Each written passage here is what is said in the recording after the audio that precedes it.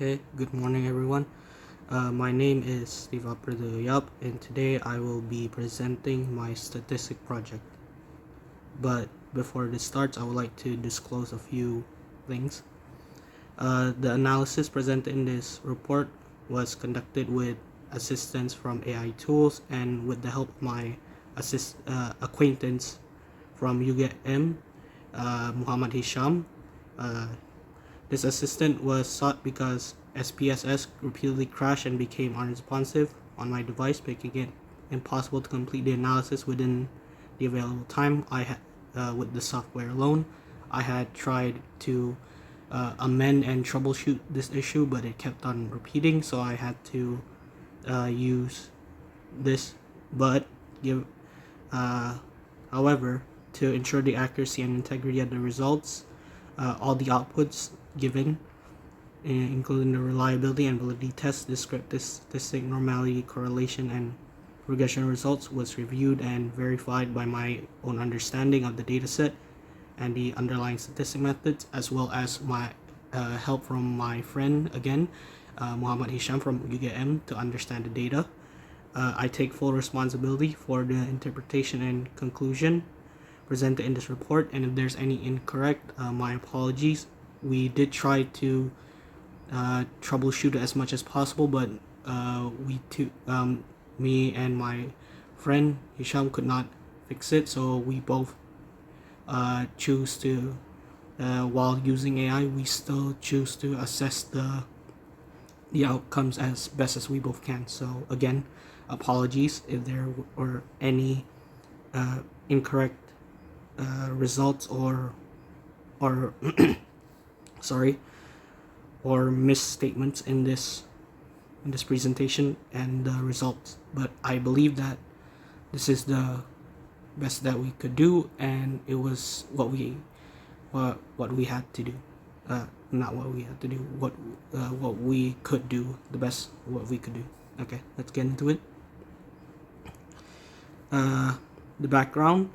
The background. This study looks at whether exposure to tech education on social media influences a person's overall tax awareness. I collected responses from 27 people across 15 Likert scale questions, ranging from strongly disagree at 1 to strongly agree at 5.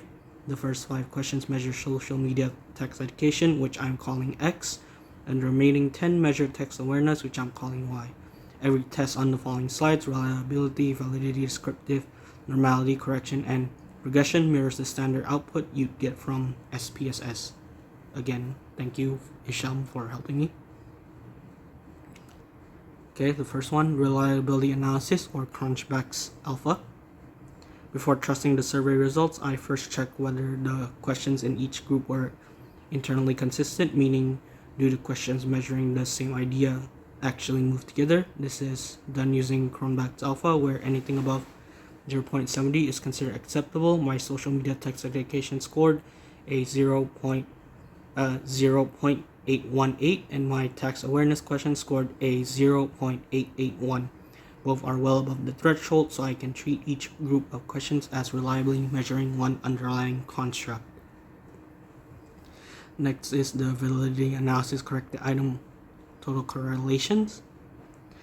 The validity analysis for construct X is whether each individual question actually belongs in its group. I did this using corrected item total correlation, where a value of above 0.3 counts as valid. As you can see, all 5 questions under social media tax education scored between 0.57 and 0.71, all statistically significant, so every item here is doing its job. Next one is the second part of the validity analysis, construct Y. The same check for the 10x tax awareness questions. Every single item scored above 0.3 with significance values well under 0.05. So across all 50 questions in the survey, nothing needed to be removed. The whole instruments hold together. And now for the descriptive test. On average, the respondents scored 4.15 out of 5 on social media text education and 4.30 out of 5 on text awareness. Both numbers sit comfortably in agree territory. The bar chart breaks this down question by question. Blue bars are social media tax education items. Green bars are tax awareness items. And you can see almost every single item sits above the neutral midpoint of 3.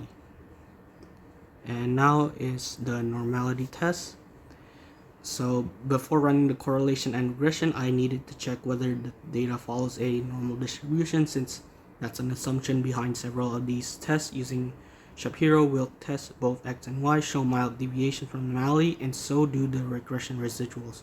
This isn't out of the ordinary. It's a common result when you have a small sample of 27 people answering on a bounded 5-point scale, especially when a lot of cluster near the top of the scale.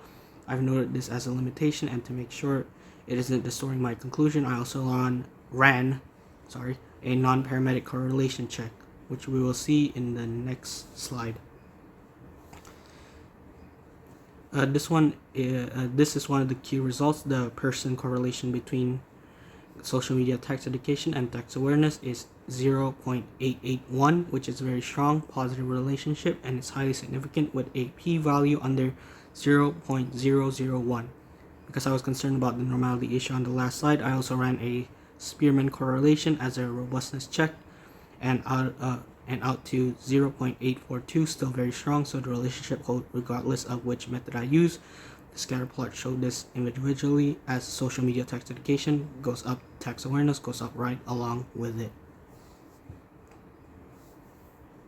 Now is for the simple linear regression.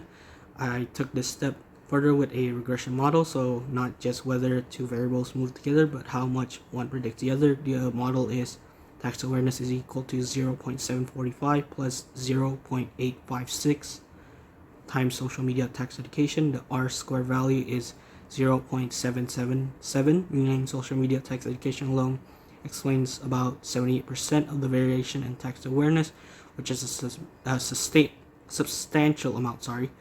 The ANOVA table confirms the whole model is statistically significant with an F value of 86.995 and a p-value under 0.01. Looking at the covariance table, the slope of 0.856 is also significant on its own with a t-value of 9.327. Now, for final slide, summary and conclusion. To bring it all together, both parts of my survey are reliable and every item is valid. Respondents generally agree that they encounter and engage with tax content on social media, and they are generally report high tax awareness. Most importantly, there's a very strong statistical significant relationship between the two, and social media tax education alone explain close to 78% of the variation in tax awareness.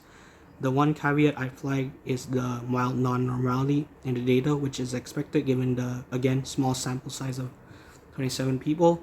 So I recommend the study to be replicated with a larger sample if it is chosen to be replicated. To confirm these findings hold at scale. Again, thank you. That's all. Thank you for listening. I'm happy to take. Thank you for listening. If there's any improvements or mistakes that I found here, sorry ma'am, I tried my best with the help of my friend. Again, thank you Hisham for helping me on such short notice. This was a lot. Again, thank you. That's all. Bye.